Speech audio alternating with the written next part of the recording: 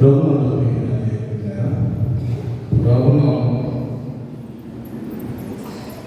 మీ అందరికీ నూతన సంవత్సర శుభాకాంక్షలు మరి తెలియజేస్తున్నాను. ప్రియులైన దేవుడు మనల్ని గతించిన సంవత్సరం అంతలో కాచి కాబట్టి ఈ నూతన సంవత్సరంలో మరి మొదటి వారంలో ఈ 4వ తారీఖు ఈ రీతిగా ప్రభుని స్తుతించి ఆరాధించడానికి పరిశుద్ధాత్మ దేవుడు అది క్రిస్మస్ తర్వాత 2వ ఆదివారంలో మరి దేవుడు ఈ మొదటి వారంలో ఈ నూతన సంవత్సరంలో మనం ప్రవేశపెట్టాడంటే దేవుడి యొక్క ఉచితమైన కృప మన పట్ల ఆయన కృప మరి ఉచితంగా మన పట్ల చూపుతున్న ప్రేమ అయినా నిజంగా చూసినట్లయితే మనం గొప్పవాళ్ళని కాదు కానీ దేవుడి యొక్క కృపలో దేవుడి యొక్క ప్రణాళికలో ఇశ్రాయేలు పట్ల దేవుడికి ఉన్నటువంటి ఆయన మనకి ఇచ్చిన వాగ్దానాలను బట్టి తప్ప ఎవరు కూడా మన సొంత శక్తి చేత జ్ఞానం చేత దేవుడి యొక్క దయాదీనతను పొందలేదని మొదటిగా మనం తెలుసుకోవాల్సిన వారైనా ఇశ్రాయేలు ప్రజలను ఆనాడు ఐగుప్తు బానిసత్వం నుండి కానాను నడిపిస్తున్నప్పుడు కానాను దేశం వెళ్ళడానికి ఆ 8 రోజులు వెళ్ళిపోచ్చినప్పుడే 40 రోజుల్లో వెళ్ళవలసినటువంటి ప్రయాణం మరి 40 సంవత్సరాల బట్టి లాగా ఎందుకు ఆయన చుట్టూ తిరిగి వారిని పరీక్షించి మరి ఆగగా తీసుకెళ్ళవలసి వచ్చినట్టే మనల్ని పరీక్షించి లేకపోతే ప్రిపేర్ చేయడం అన్నమాట. అంటే మెంటల్ వాటర్ కదా మెంటల్ వాడేది మెంటల్ వాటర్ అంతకుముందు ఏ వ్యాధి బాధలు లేక అవును కదండి. వ్యవసాయం పనిచేస్తున్నప్పుడు 2 అడుగులు ముందుకేసి అలాగా తయారు చేసి చక్కగా నీళ్ళు తాగి ఇప్పుడు అలా తాగడానికి ప్రిపేర్ చేయవలసిన అవసరం మరి అందరికీ మనుషుల్లో కలవసం అయిపోయాయి. మనుషులు పవిత్రతను పోగొట్టుకుని అపవిత్రంగా దేవునికి విశ్వాసం ఉంచుతారు. దేవునికి రావాల్సిన మహిమను మనం చదువుకున్నాం కదా మొదటి అధ్యాయంలో ఏ ప్రార్థన మనం చదువుకున్నటువంటి యెషయా గ్రంథంలో నిజంగా నా ప్రియమైన దేవుని పిల్లరా దేవునికి రావాల్సిన మహిమను దేవునికి రాకుండా చేసిన కారణం చేత వీరిని పరీక్షించి వీరు జీవితాంతము ఈ యొక్క మొదటి దేశంలో నన్ను స్తుతించకుండా వారు తిరిగి మదించి మనసు మదించి గర్విష్ఠులై చెడిపోతారని కనపరుస్తారని దేవుడు పరీక్షించిన కొరకే 40 సంవత్సరాల ప్రయాణంలోకి మనందరినీ నడిపించినప్పుడు ఇశ్రాయేలు ప్రజలు మార్గాయస్సు చేత వేదన చేత నడిపించే మోసైన తిరుగుబాటు మనకి అని తెలిసిన సంగతి అవునా కదా. మనం ఎరుగున్నాం మనం ఎరుగున్నామా ఎరిగేమా తెలిసిందే కదా. శ్రమ ఏమంటారు తెలిసిన వారికి ఎరిగిన వారికి నిరంతర తీర్పు మనం కలిగి ఉంటాం. అందుకని భయం కలుగుతాం ప్రభు చెప్తున్నాడు. అందుకని మనం భయపెట్టి మరొకరికి చేయలేదు. మన బిడ్డలు కోహిలు అక్షరాలు పరిశుద్ధులే మెరుగు పట్టిన అమలు లేకపోతే మనం దేవుడి యొక్క బిడ్డలుగా దేవుడి యొక్క ప్రాణాలుగా దూసుకుపోయే వారిని కోరుకుంటున్నాడు. అలా ఉన్నటి కొరకు ఆయన ఏం చేస్తాడంటే మనల్ని కొంచెం శ్రమ పెట్టడానికి అనుకుంటుంది కానీ శ్రమ లేని వాడు అమ్మవాడు కదా అంటాడు. అన్న శ్రమ లేని వాడు ఎవరు కదంటే దేవుడు శ్రమ అనేది మనిషికి చాలా కష్టం. ఎంతగా ఎంతో హ్యాపీగా ఉండాలి. శ్రమ ఉండకూడదు, కష్టం ఉండకూడదు, ఏ బాధ లేకుండా ఉండాలి. అలా ఉండవలసిన పని కూడా ఉండదు. అదే అప్పుడు కంప్యూటర్ కూడా వచ్చేసి లేకపోతే ఏంటంటే రేపు 2 రోజులు వచ్చేసి అయ్యే మనకి ఆహారం పెట్టి లేకుంటే ఎంత బాగుంటుందని లేకుండా అంత సుఖమైన పరిస్థితి. కష్టించి శ్రమించి మీరు ఆహారం భుజించడానికి ప్రభు చెప్తే కష్టపడడానికి ఇష్టపడతలేదు కానీ సుఖమైన నోట్లో పెట్టి కూడా కష్టమైపోతుంది. విశ్లేషణ ఆ మింగడానికి ఇష్టపడే వాళ్ళు అనుకుంటున్నా తినాలి. అయితే నా ప్రియమైన దేవుడి పిల్లగా దేవుడి యొక్క బిడ్డలను పరీక్షించినప్పుడు దేవుడు ఎందుకు పరీక్షించాలనుకుంటున్నారు? ఆయనకి చెందవలసిన మహిమ ఆయనకి చెందకుండగా ఆయనకి రావాల్సిన మహిమ ఆయనకి రాకుండా కార్యవాటికి ఇస్తే ఆయన ఊరికి దేవుడు మాత్రం నిన్ను బట్టి మహిమ తెలుసుకోవాలని మనల్ని పుట్టించాడు తప్ప మనల్ని ఊరికి పుట్టించి ఊరికి కార్యక్రమాలకు రాలేదు. దేవుడి ప్రణాళికలో ఆయన ప్రణాళికలో మనల్ని ఆయన ఊరికి చెప్పడం మనం చేసుకున్నాడు, పుట్టించుకున్నాడు. మార్గం తప్పిన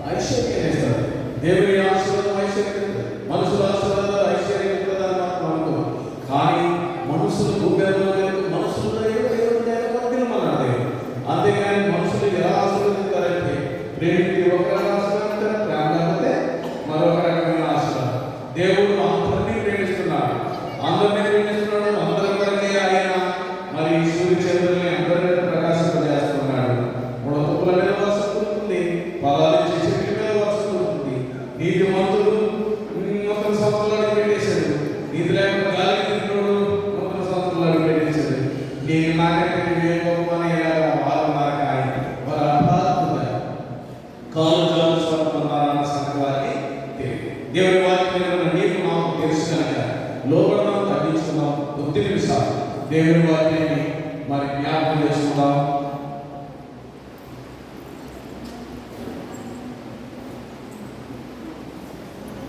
దేవుని దేవుని సన్నిధిలో కొద్ది నిమిషాలు దశ గ్రంథంలో మరి వాక్యాన్ని తీసుకోండి. 42వ అధ్యాయం 42వ అధ్యాయం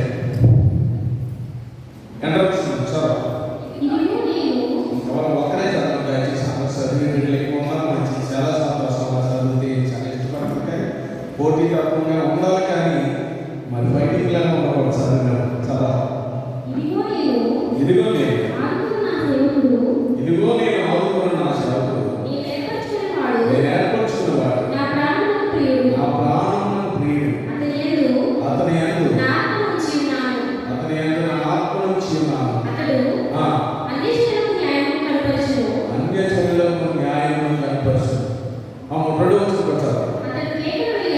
కేకలు వేయును, అరవడు, కంఠస్వరం వీధిలో వినబడనీయుడు.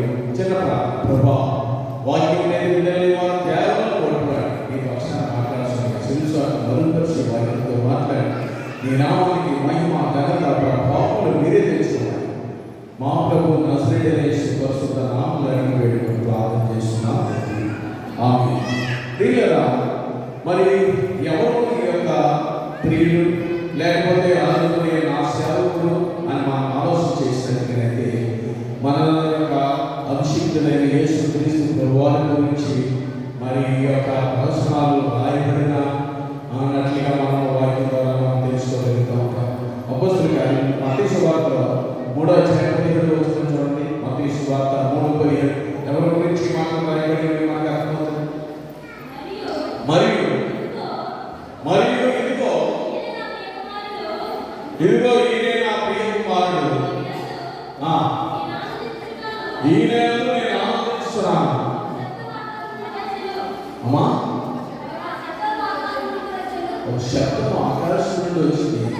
యోహాను గారు బాప్తిస్మిచ్చినప్పుడు యేసుక్రీస్తు ప్రభువారికి ఆకాశం నుండి ఒక శబ్దం వచ్చి ఏమొచ్చింది? ఇదిగో ఈయనే నా ప్రియ కుమారుడు, ఇతనిలో నేను ఆనందిస్తున్నానని యేసుక్రీస్తు ప్రభువారి గురించి పరిశుద్ధాత్మ దేవుడు పలికించినటువంటి స్వరం ఆ దినాన బాప్తిస్మం పొందినప్పుడు అక్కడ ఉన్న ప్రజలందరికీ నిలబడేలాగా ఉన్నది. ఎవరంటే ఈ ప్రియ మరి నిజంగా ఆ సేవకుడు ఎవరంటే ఆ యేసుక్రీస్తుని సూచిస్తూ ఉన్నది. నా ప్రియమైన అపోస్తలుల కార్యము 3వ అధ్యాయం 23వ వచనం కూడా చూడండి. అపోస్తలుల కార్యములు 3వ అధ్యాయం 23వ వచనం కూడా చూడండి. అమ్మా 3వ అధ్యాయం 26వ వచనం. దేవుడు తన సేవకుని పుట్టించి నీలో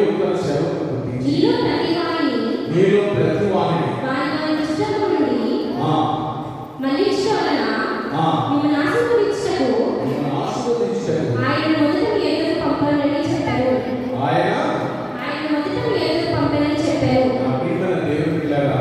దేవుడు మన కొరకు తన కుమారుని పంపినట్లుగా ఎన్నో ఆధారాలు వాక్యంలో ఉన్నాయి.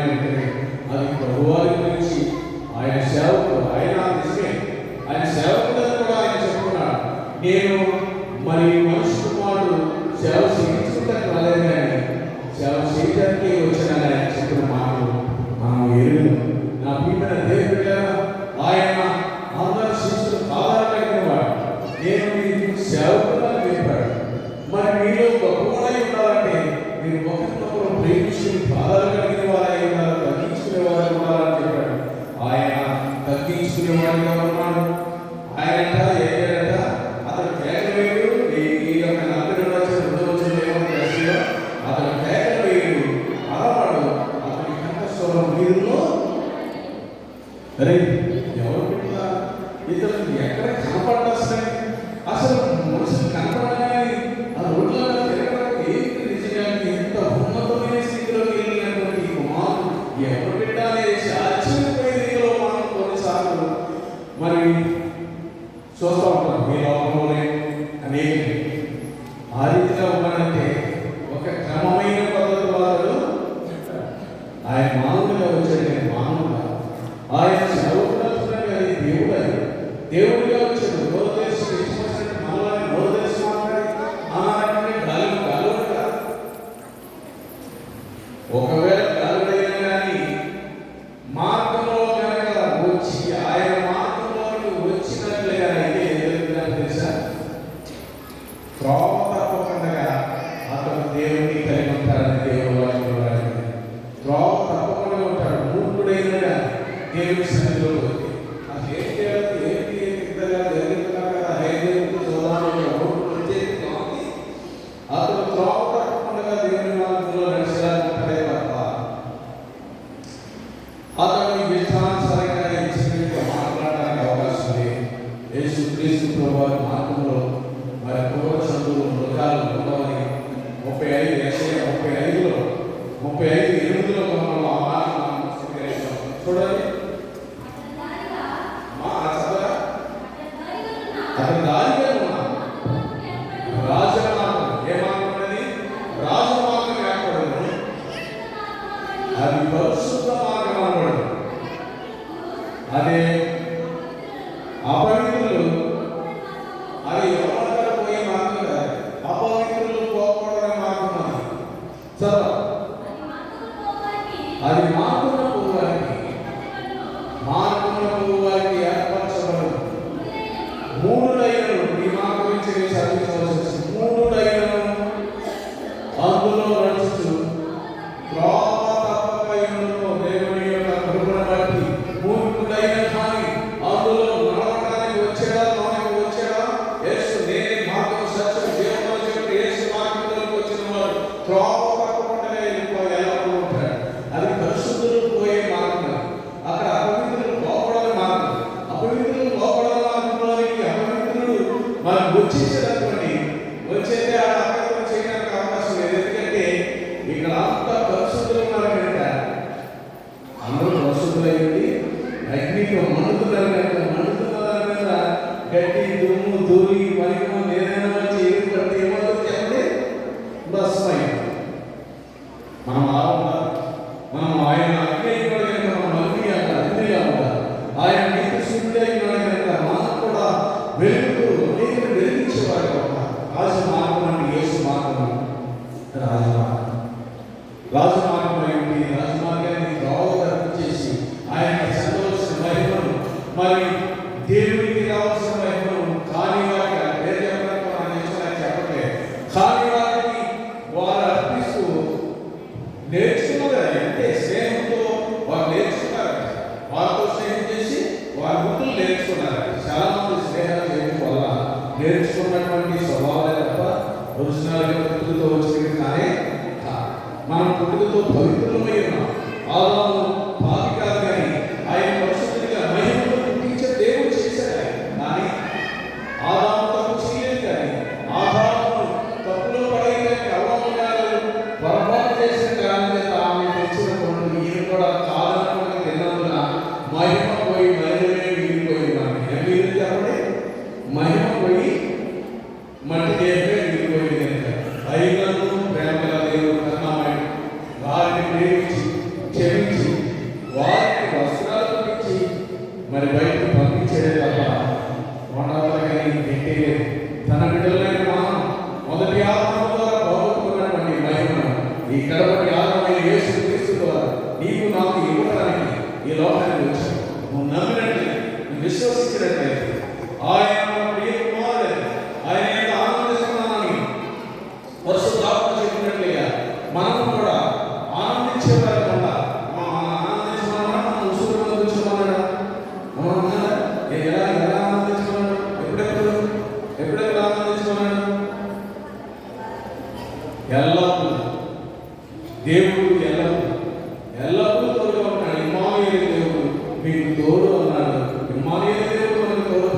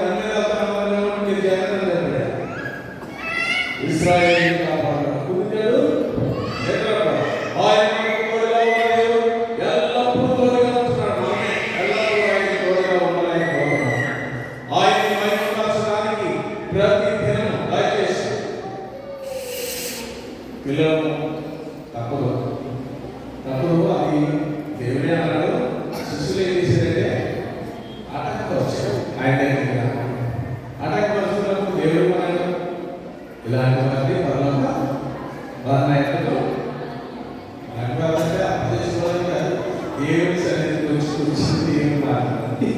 పిల్లలు కనుక ఆలోచన తను ఏం చేయాలి, సముదాయించాలి, దగ్గర కూర్చోవాలి.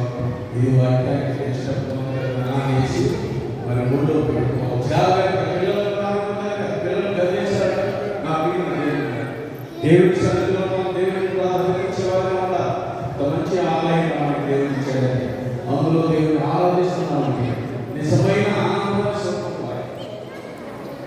చింతలేదు చేసుకుంటున్నా పాడడం అంటారా కదా.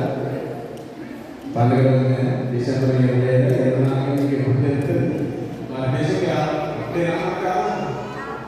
ఇక త్వరలో నేను ఎంతో ఇంత చెప్పండి ఎంతో వస్తుంది క్రమమైంది. మరి పుట్టాడు 2 నెలలు సంగతి ఈ చింతలేదు పాప మానేసి ఏం చేస్తారు, ఎంతోమంది ఆకర్షిస్తారు. ఆయన పుట్టాడు, తిరిగి లేచాడు, సరిపోయాడు, మాట్లాడు తిరిగి లేచాడు, వచ్చింది వెళ్ళాడు, తిరిగి రామాయణం పండుగలు ఆయన వస్తానని చెప్పిన దేవుడు వచ్చి తీరుతాడు.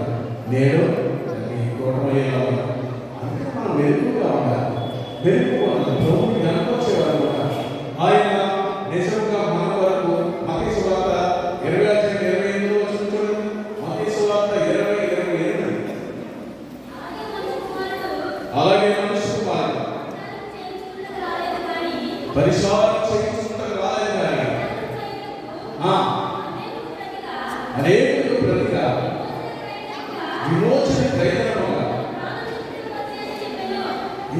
ప్రయత్నముగా నీ కొరకు మా కొరకు మనం చెల్లించలేని ఎవరు చెల్లించడం కొరకే అనేక ప్రాణానికి ప్రయత్నముగా ప్రాణం పెట్టడానికి వచ్చాడు. ఆయన ప్రాణం పెట్టడానికి వచ్చిన దేవుడు మనల్ని ప్రేమిస్తున్నాడు. ఆయన చాలాసార్లు మాట్లాడాలి. మోసం అక్కడ తీసుకెళ్ళి అందరూ తెలియజేశారు ప్రాణించేవాడు. ప్రాణాలు తీసేవారే ప్రాణాలు ప్రేమించేవాడు చెప్తూ ఉంటారు. కానీ యేసు ప్రేమ అలాంటిది కాదు. నా ప్రియమైన దేవుడు బిడ్డ 12 మత్తయి సువార్త 12:17 కూడా చూడండి. ఆయన నిజముగా ప్రియ కుమారుడు అనడానికి, ఆయన బోధకుడు అనడానికి అర్థమైనటువంటి వాక్యాలు వాక్యం చూడాలి. దయచేసి 12:17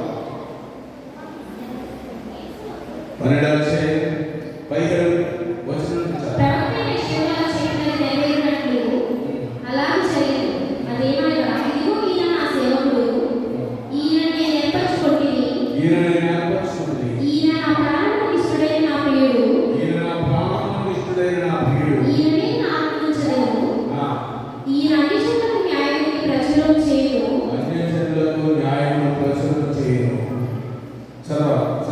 ఈయన జగడమాడువాడు, జగడమాడు కేకలు వేయడు, వీరులకు ఈయన శక్తి ఎవరికి వినబడదు. విజయం పొందుటకు న్యాయాన్ని ప్రమాణం చేయ వరకు ఈయన నలిగిన నెలలు విడవడు. మకమకలాడుచున్న అవిసెనేలను ఆర్పడు. ఈయన నామమునందు అన్ని జనులు నిరీక్షించెదరు. విశ్వసిస్తారు, దేవుని సన్నిధికి వస్తారు. ఎవరైనా ప్రవక్త ద్వారా యెషయా ద్వారా చెప్పిన మరి చెప్పినది నెరవేరినట్టు అలాగే జరిగినది. ఇది ఏమనగా ఇదిగో ఈయన నా సేవకుడు యేసుక్రీస్తు ప్రభువారి గురించి ఈ యొక్క యెషయా గ్రంథంలో స్పష్టంగా ఆయన అందరికీ మేలు చేసే దేవుడు, అందరినీ ప్రేమతో కరుణతో దయతో ఆఖరికి ప్రాణం పెట్టిన మన గొప్ప దేవుడు. ఆయన ఆరాధిస్తున్నాం ఈ నూతన సంవత్సరంలో. అతని రోగిల పత్రిక రోగిలకు రాసిన పత్రిక 3 చాలా మంది మేము నీతిమంతులు, మేము పవిత్రులు అనుకుంటున్నారు. యూదులు కూడా అధీనాలు మేము పరిశుద్ధులు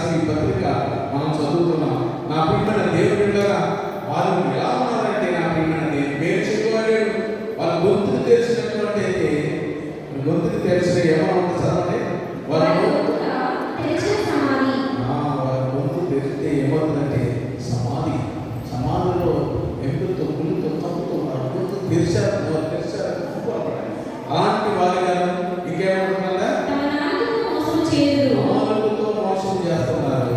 వారి పెదవుల క్రింద సర్వవిషం ఉన్నది. మరి పెదవుల కింద ఏమన్నారంటే సర్వవిషం ఉన్నది. పెదవుల కింద సర్వవిషం. వారి ప్రతి నోటి మనిషి మాట్లాడే కంపును పెదవుల కింద సర్వవిషం కాటేసే సర్పంలాగా దేవుడు మనల్ని ఎలా ఉండమని చెప్పాడు? దేవుడు మనల్ని ఎలా ఉన్నాడు? పాము వలె వివేకులై పావుల వలె నిష్కపటులై ఉండమని చెప్పాడు.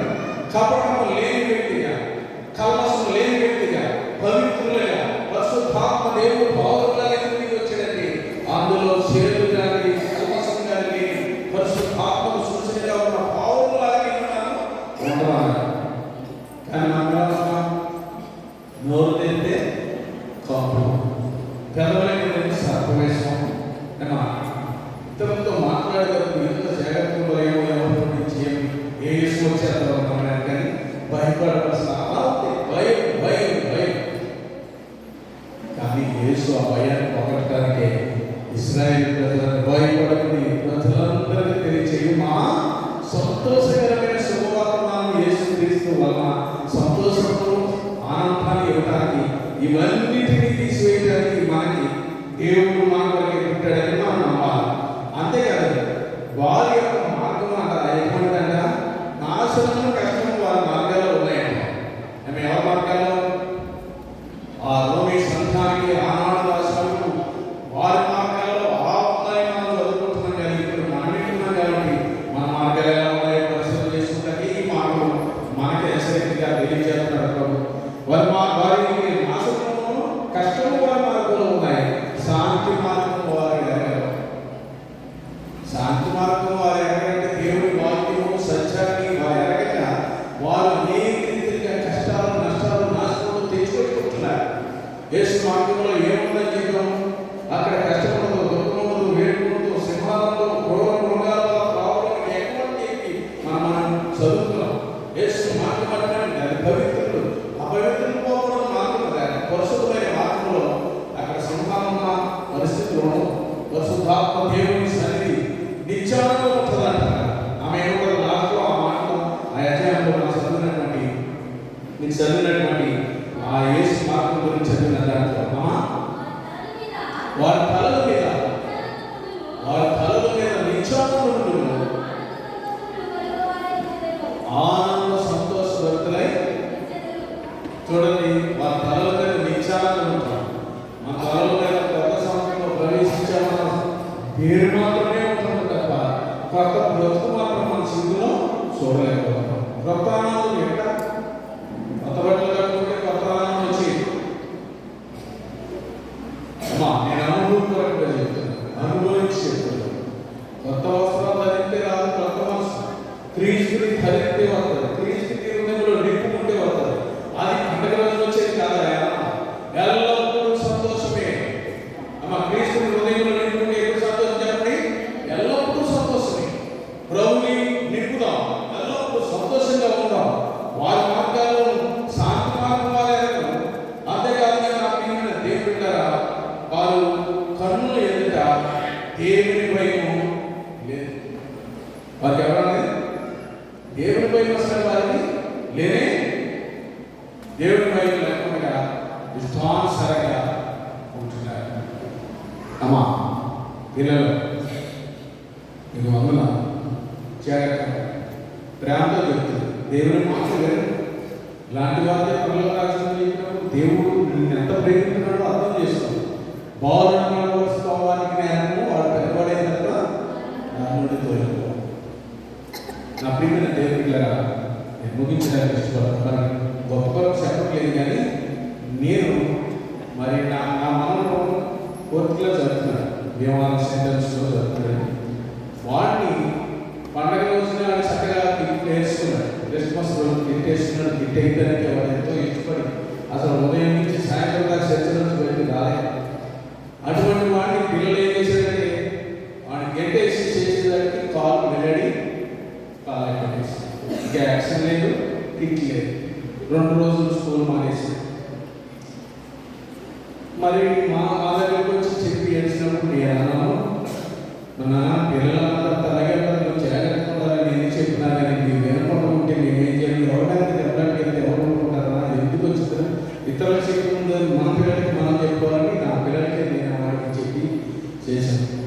కుమారుడు వైద్యుడు, మా గొడవ డాక్టర్, నర్సు, మా ఇంట్లో డాక్టర్, వీళ్ళందరూ కనుక ఈ వైద్యులు బాగా తెచ్చి మళ్ళీ చక్కగా 2 రోజులు స్కూల్ మానేసాడు. బాగా మళ్ళీ స్కూల్కి వెళ్ళి చేశారు.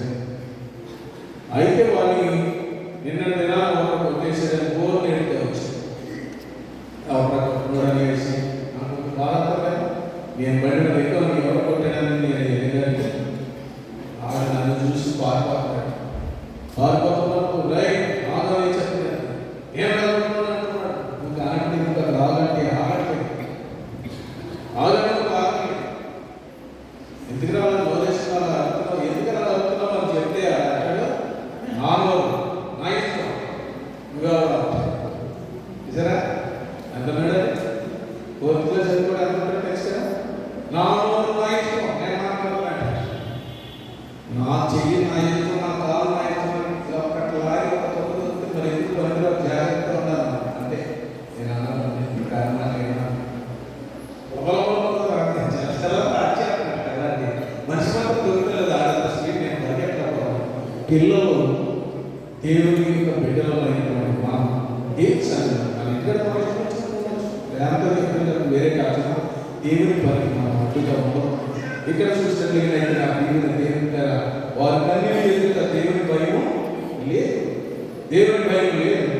యూదులు నిజంగా దేవుని యూదులని లేకపోతే గ్రీక్ దేశస్తులని ఎవరో లేదు. అందరూ టోటల్గా చెప్పండి మంది లేడు, ఒక్కడో లేడు. అందరూ పాపం చేసి దేవుని గురించి మహిమను పొందలేకపోతున్నారు. 35-36 మొదటి వచనం చూడండి. 36 మొదటి వచనం చదవండి దయచేసి. చదవ. మా భక్తిహీనుల హృదయంలో ఎలా మళ్ళా సార్ భక్తిహీనుల హృదయంలో అతిక్రమము దేవోక్తివలె పలుకుచున్నది. భక్తిహీనుల హృదయంలో పలికే మాట ఎలా ఉందన్నా దేవుడు నుంచి వచ్చి మాట్లాడిన మాట్లాడుతున్నప్పుడు వారు భక్తిగా చెప్పండి. భక్తి లేకపోతే దేవోక్తి అని దేవుడి వచ్చిన మాట్లాగా ఉంటుంది. మాటల శుద్ధిరేమో కోటలు దాటిపోతున్నాయి, హృదయాల శుద్ధిరేమో వారికి ఘోరంగా ప్రసన్నాన్ని కలిగించే హృదయాలు కలిగి ఉంటున్నారు. దేవుడు అంటున్నాడు, మీలో క్రీస్తు యేసు స్వరూపం నాలో మీలో మరి క్రీస్తు స్వరూపం ఏర్పడి వరకు నాకు మరలా ప్రసన్నాన్ని కలుగుతుంది అనే విషయాన్ని మనలో క్రీస్తు స్వరూపము ఏర్పడి వరకట ఆయన హృదయంలో ప్రసవ వేదన లేదు. ఆయన వేదన లేదు, ప్రసవ వేదన. ప్రసవ వేదన అంటే చనిపోయి తిరిగి లేచిన మృత్యుంజయ తిరిగి లేచినప్పుడు అనుకున్నాం. ఆ చనిపోతే చనిపోవచ్చు, తిరిగి బ్రతికే పడవచ్చు. ప్రసవ వేదన సామాన్యమైన వేదన. అది వేరే వారికి అనుభవించిన వారికి ఎదుగుతా బిడ్డగా తల్లికి తెలుసుకోవాలి. ఏం లేదు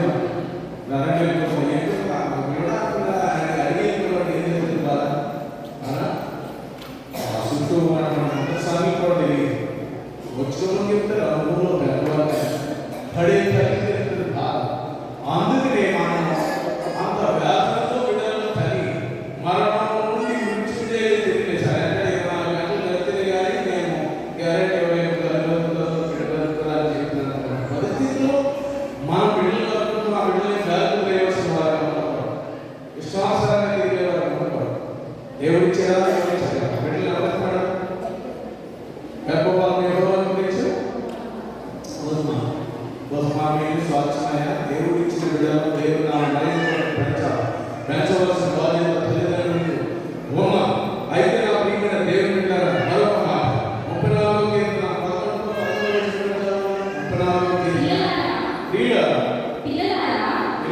మీరు వచ్చిన మాట పిల్లలారా మీరు వచ్చిన మాట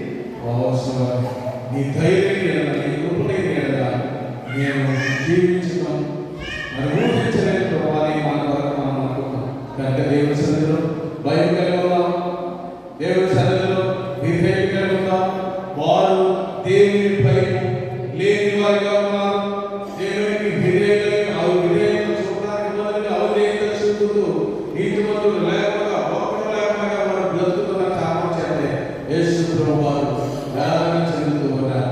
ఆయన రాయన దినాలు ఎవరు తీసుకెళ్ళడానికి వస్తున్నాడు? ఆయన చెప్పండి, ఎవరు తీసుకెళ్ళడానికి వస్తున్నాడు? పరిశుద్ధులందరినీ తీసుకోవడానికి వస్తున్నాడు.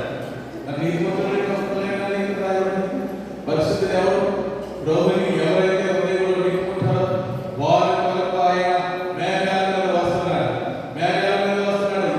ఎలా తీసుకెళ్తారు మిమ్మల్ని? మేఘాల మీద, పరిశుద్ధుల్ని మేఘాల మీద తీసుకెళ్తారు. ఈ లోకంలో ఉన్న అధికారులకు వాహనం దేవుడికి తప్ప, మన దేవుడిని ప్రేమించిన బిడ్డలకు తప్ప ఎవరికి లేనటువంటి వాహనం. అందరికీ విమానం ఉండొచ్చు, హెలికాప్టర్ ఉండొచ్చు, భూమి మీద తిరిగి కార్లు ఉండొచ్చు, వెయ్యి కార్లు ఉండొచ్చు. కానీ యేసు వాహనం ఏ మానవుడికి లేని వాహనం వేస్తుంది. ఏ మానవుడు కూడా నిజంగా మరి దాన్ని ఇదే ఉన్నప్పుడు యేసు కలిగిన వారికి ఆ భయం ఉంది. యేసు నీళ్ళ మీద నడిచాడు. యేసుని కలిగి ఉన్నానికి ఇంకా పేరు నీళ్ళ మీద నడిచాడు. అందరూ నడిచారా? అందరూ నీళ్ళలో నడుపుతారేమో కానీ నీళ్ళు అయినా కూడా నేలపైనే నడుపుతూ ఉంటున్నారు. నీళ్ళ పైన నడవాలంటే దేవుడు మనల్ని ఎంతో ప్రేమిస్తున్నారు. ఈ మత్తయి సువార్తలో ముగించారు. మత్తయి సువార్తలో జ్ఞాపకం చేసుకున్నారు. మత్తయి సువార్తలో దయచేశారు ఎంత వస్తుంది? ఆ దినములందు బాప్తిస్మం ఇచ్చి యోహాను వచ్చి పరలోక రాజ్యం సమీపించి ఉన్నది.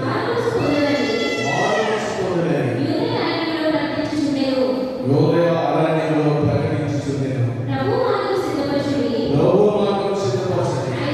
సరళం చేయండి. అరణ్యంలో చూడండి నా ప్రియమైన దేవునిగా ఈ యోహాను గారు ఎలిజబెత్కి మరి జకరియా వారికి పుట్టినటువంటి కుమారుడు ఆయనగా వారి వృద్ధాప్యంలో మరి నిజంగా జరిగినటువంటి కుమారుడు దేవుని యొక్క పని గురించి, దేవుని యొక్క పనుంటిగా పాత్రగా ఆయన ఒక ప్రణాళికలో పుట్టినటువంటి వాడి యొక్క ఆయన మాట్లాడినట్టు నా ప్రియమైన దేవుని ప్రభు మార్గము సిద్ధపరచుడి. అరణ్యంలో కేవలం ఒకరి శబ్దం ప్రవక్త యెషయా ద్వారా ప్రవచించిన ప్రవచనం ఈయన ద్వారా నెరవేర్చిన కొరకే ఆయన ఈ లోకానికి వచ్చి 30 సంవత్సరాలు ఇంకా యేసు ప్రభువారు రాక ముందే ఈ మాటలు తెలియజేయడానికి రాయబడిన మాటలు నిజంగా ప్రియమైన దేవుడుగా యోహాను యేసు కంటే ఎన్ని రోజులు కదా చెప్పండి? ఎన్ని రోజులు కదా? 6 నెలలు చూడండి. ఆయన ప్రభుత్వం వచ్చి ఆయన వర్ణం చెప్పాలి, వర్ణం చెప్పడానికి గర్భంలో ఉండి కదా చేశాడు. ఎందుకంటే నేను ఈ గురించి చెప్పడానికి భూమి మీద వెళ్ళవలసిన వాడిని ప్రభు దగ్గరికి వచ్చేసరి లేదు ఎంత ఆనందం అంటే గర్భంలో నా శిశువు ఈ స్వరమైన కానీ ప్రభు గారి నా ఎదురాలి నా గర్భంలో శిశువు ఆనందంతో భక్తులు వేసినది అనేసి ఆ తల్లి మరి చెప్పి నిజంగా నా ప్రియమైన దేవుడి గారు గర్భంలో వెళ్ళేది తెలియదు. కానీ మనం పుట్టిన సంవత్సరాలు అయిపోయింది. 2026లో మొదటి నెల 4వ తారీఖు ఆదివారంలో పెట్టారు. నిజమైన ఆనందం, నిజమైన ఆనందం, నిజంగా ఆనందం కలుగుతారా? ఆయన అరణ్యంలో చేశారు. ఊర్లో చెప్పకుండా ఊర్లో చెప్తే నీకు అదే తిన్నా, నీకు ఇది తిన్నా, మా ఇంట్లో నెక్స్ట్ చేయలేదని నచ్చేదని ఎంత ప్రేమించారు. ఆయన ఎక్కడ ఏమంటావు అనేసి ఎవరికి అవకాశం ఇవ్వలేదు. ఆయన అన్నంలో ఏదైనా చెప్పాలి. అడిగితే అంటే ఆహారం ఆయన ఆహారం ఊర్లో కాదు, ఊర్లో వాళ్ళకి విమర్శలు కూడా ప్రభు మార్గం అందుకని ఆయన స్థానంగా ప్రవశించాడు. చాలా గట్టిగా మాట్లాడాడు. మనం ఏం చేసినా, ఏ క్రియ చేసినా, ఏ మంచి చేసినా దేవుడికి చేసేవాళ్ళు ఎక్కువ దేవుడిని కనపరిచేవారుగా ఉండాలి. అప్పుడే దేవుడు మనకు దర్శనంగా ఉంటాడు. నా ప్రియమైన దేవుడి పోవడం లేకపోతే ఖండించాడు. ఏం చేశాడు చెప్పండి? ఖండించాడు, గద్దించాడు, అనేకులకు బాధ్యతనిచ్చాడు. ఆయన నిజమైన సేవకుడు లేక నిజమైన సేవకుడు ఎప్పుడు హెచ్చించుకోడు. నిజమైన సేవకుడు ఎప్పుడు కూడా అతిశయ భావంతో హెచ్చించుకోడు, తగ్గించుకుంటాడు. దుమ్మిని ధూళిని అంటాడు. నేను ఏర్పడుతున్నాను అంటాడు. యోహాను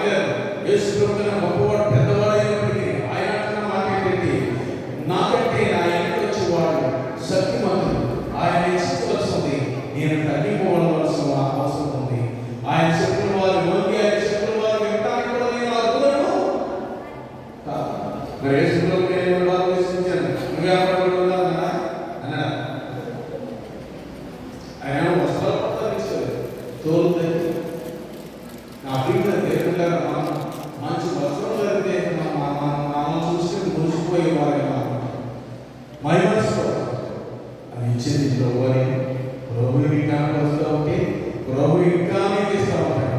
ఇంకా ఇస్తూ ఉంటే ఏం తెలియదు. ఇంకా ఇస్తే ఏం చేయాలి? నేను బట్టి బావులో మీరు తోడైపోతే శ్రేష్టమైన మీరు కూడుతూనే ఉంటాయి. మీ వస్త్రాలు 2 అంగీలు పెట్టుకోండి. ఇరువైపు ఒక అంగీగా చేయించాను. నేను హైదరాబాద్లో సేవ చేస్తున్నప్పుడు 15 సంవత్సరాలు అక్కడ చేసి వచ్చాను. 10 సంవత్సరాలు అయింది నేను అక్కడ చేసిన సందర్భంలో సంఘం చేసింది లేకపోతే నేను ఇది యునైటెడ్ అందులో సూర్యులు నాలుగు మిసెస్ సంఘం పెడతాం. ఎక్కడికి వెళ్ళినా ప్రేమించడానికి ఎన్ని వస్త్రాలు ఎక్కువైపోతుంది. నేను మరి కొత్త బట్టలుగా వాటిని కుట్టించుకోవాలి కదా. సంఘం ఇచ్చినప్పుడు కుట్టించుకుని వేసుకోవడం వాటిని అలా ఇస్త్రీ చేసి ఒక ప్రదేశం ఎవరికొకరికి నెలవాళ్ళు ఇచ్చారు.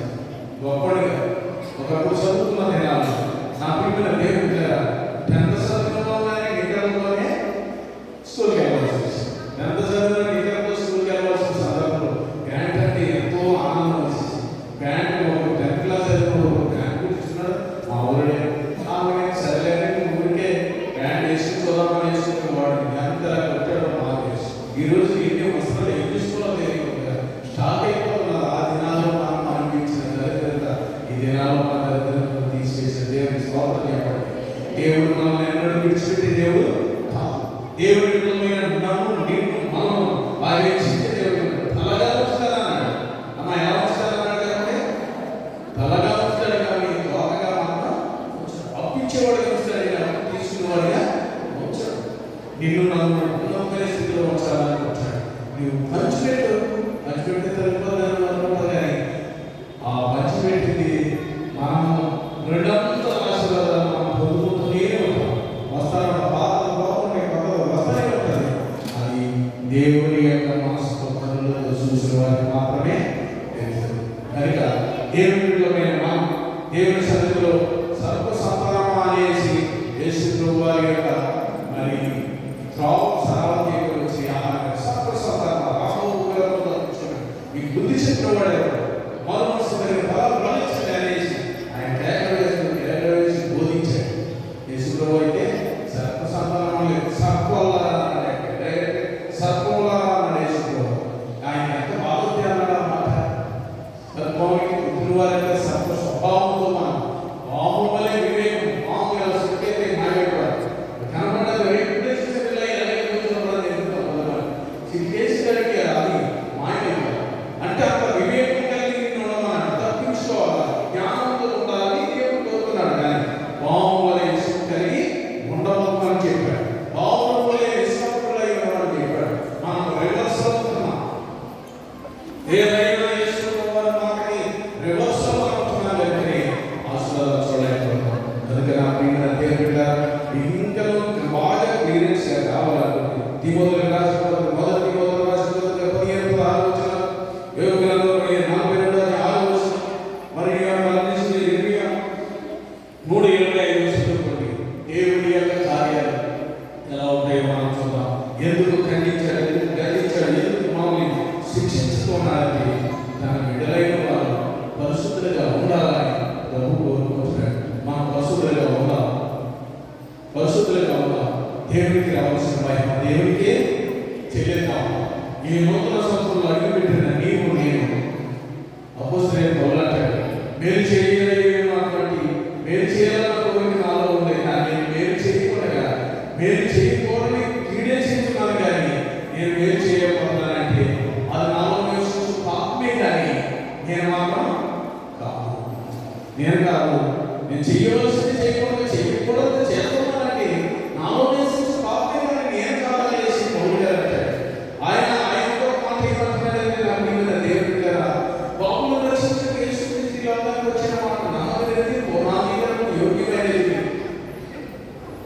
ఇవి అందులో ప్రధాన పాత్ర నేనే ప్రధాన పాత్ర ఆయన ఒప్పుకుంటున్నాడు. నిజమైన సేవకులు ఎవరైనా తగ్గించుకుంటారు, దేవుడిని హెచ్చించేవారు. దేవుడిని హెచ్చించేవారుగా కాకుండా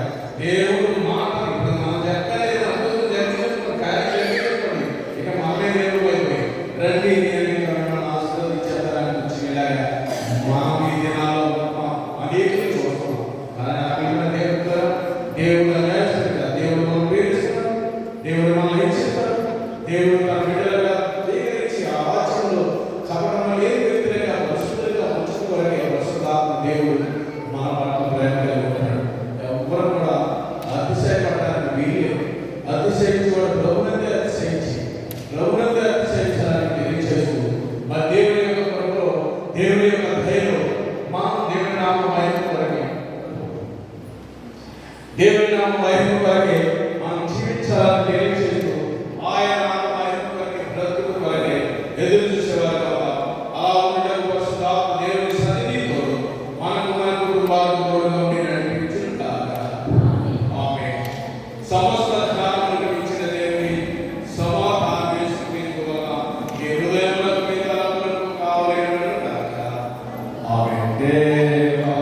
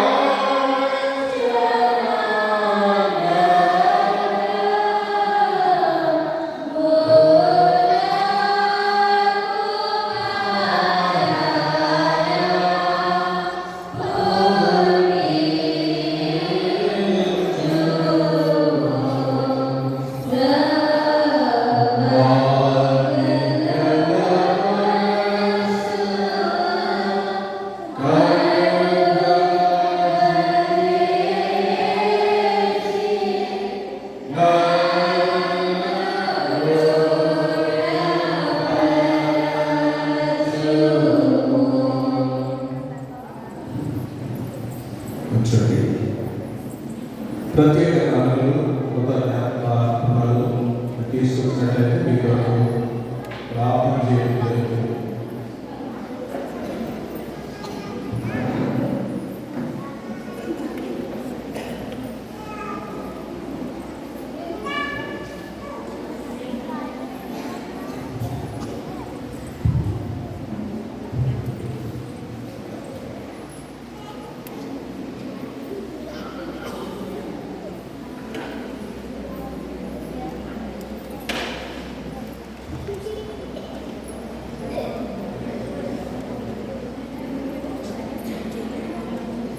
ప్రత్యేక కానుకలు తీసుకొచ్చిన వారి పేరు పుచ్చకాయల మాణిక్యం గారు, శాంతకుమార్ గారు, శాంతకుమార్ గారు దేవునికి కృతజ్ఞత కానుకలు తీసుకొచ్చారు.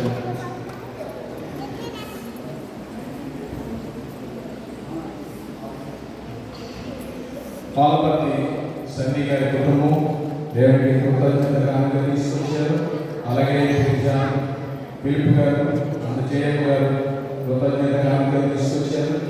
అలాగే కొడపాటి బెంజమిన్ గారు, అశ్విని గారు, మరి రిషిక, కావ్య, శ్రావ్య, అలాగే లత వారు కృతజ్ఞత కానుక తీసుకొచ్చారు. సింధాల జాన్ కిషోర్ కుటుంబం అలాగే కానుక తీసుకొచ్చారు. అలాగే కర్తగా జూనియర్ గారు దేవునికి కృతజ్ఞత కానుక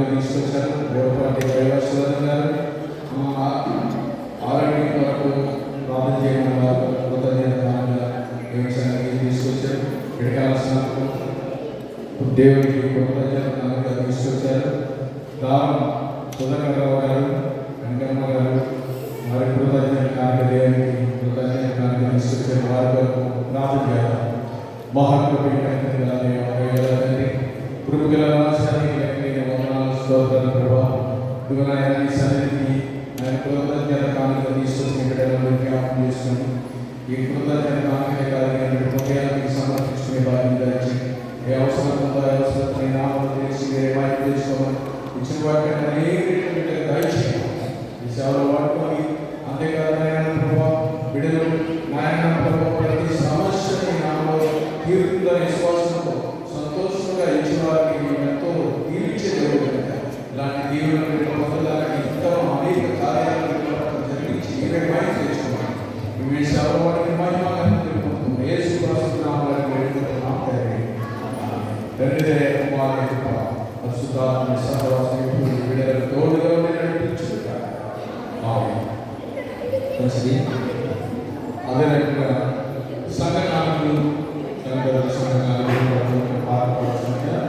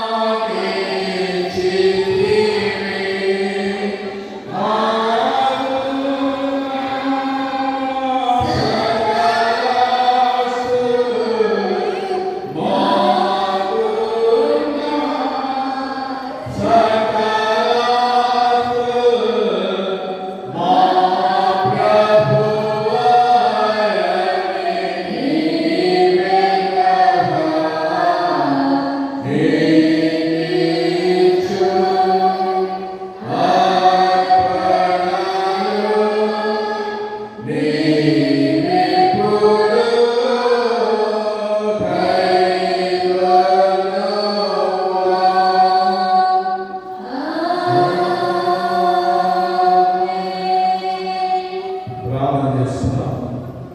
మహాప్రభువైన దేవ, దయగల తండ్రి, కృపగల రాజా, నీకే వందనాలు, స్తోత్రాలు ప్రభువా. నీ సన్నిధిలో మాకు ఉంచండి. నీ కృపను బట్టి, నీ దయను బట్టి మమ్మల్ని జ్ఞాపకం చేసుకున్నాడు. ప్రార్థన చేస్తున్నాం. అయినా ఇదిగో